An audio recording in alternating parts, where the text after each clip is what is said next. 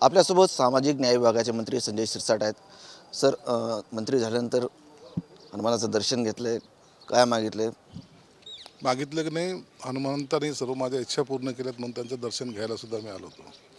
अनेक वेळा येत असतो आणि आज थोडा वेळ होता म्हणून मुद्दामून आज सकाळी सकाळी दर्शन घेऊन चांगल्या दिवसाची सुरुवात इथून करावी असा एक मनोदय होता. अंजली दमानीने एक ट्विट केलं आहे, त्यामध्ये त्यांनी असं दाखवलं आहे की वाल्मिक कराड आणि धनंजय मुंडे यांची एकत्र जमीन आहे. नाही, त्यांनी काय दाखवलं मी ते काही पाहिलेलं नाही आहे. परंतु जमीन एकत्र असणं वगैरे हा भाग वेगळा आहे. परंतु केलेल्या गुन्ह्याची आणि त्याचा काही संबंध असावा असं मला वाटत नाही. पोलीस तपास चालू आहे. काल स्वतः आम्ही जाऊन बीडला व्हिजिट केली, तिथं सर्व पाहिलं, परिस्थितीची जाणीव आम्हाला झालेली आहे. SP शी बोलणं झालेलं आहे. मला वाटतं गुन्हेगाराला आता सरकार पाठीशी घालणार नाही. 1-2 दिवसात हे आरोपी पकडले जाणार आहेत. सरकार स्थापन झाल्यानंतर तुम्ही मंत्री झालात, भाजपचे काही मंत्री आहेत, परंतु त्यांना बंगले दिलेत, तुम्हाला फ्लॅट भेटलेत, काही नाराजी आहे का? नाही, मी आणखीन पाहिलंच नाही. मी आणखीन मुंबईला गेलेलोच नाही.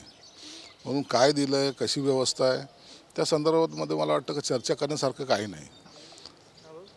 गेल्या 5 वर्षाच्या कालावधी जर पाहिला तर 27 मंत्री होते, आता हे 43 आहेत, 42 आहेत.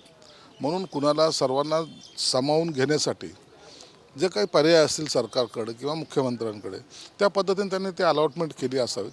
आणि त्याच्यामध्ये इतकी नाराजगी होणं किंवा त्याच्यावर नाराजगी व्यक्त करणं योग्य नाही. योग्य वेळेला सर्वांचं त्या ॲटोमॅटिक जर जागा असेल तर सर्वांना त्यात सामावून सुद्धा घेतलं जाईल. अजित पवारनं एक वक्तव्य केलं आहे की आम्हाला बहुमत आहे, सरकारला बहुमत आहे, कोण रुसलं कोण फुगलं, छगन भुजबळ नाराज असतं नाही, त्यांनी असं सूचक वक्तव्य केलं आहे. नाही, त्या वक्तव्याचा अर्थ कसा घ्यायचा हा त्यांनी घेतला पाहिजे.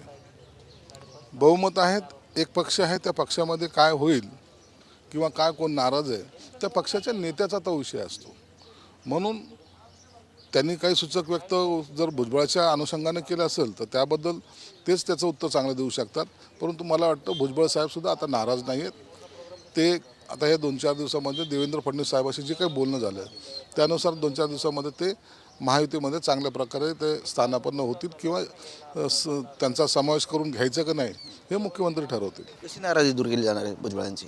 काय कल्पना नाही, परंतु एक मोठा नेता आहे, त्यांनासुद्धा असं साईड ट्रॅक करून चालणार नाही. सर्वांना बरोबर घेऊन जायला हे सरकार आहे. म्हणून बहुमत आहे म्हणून कुणाला असं डावलता सुद्धा येणार नाही. नक्कीच. येथे मंत्री संजय शिरसाट, कॅमेरामन हर्षल निकमसह संजय सरोदे, TV9 मराठी, खुलताबाद, छत्रपती संभाजीनगर.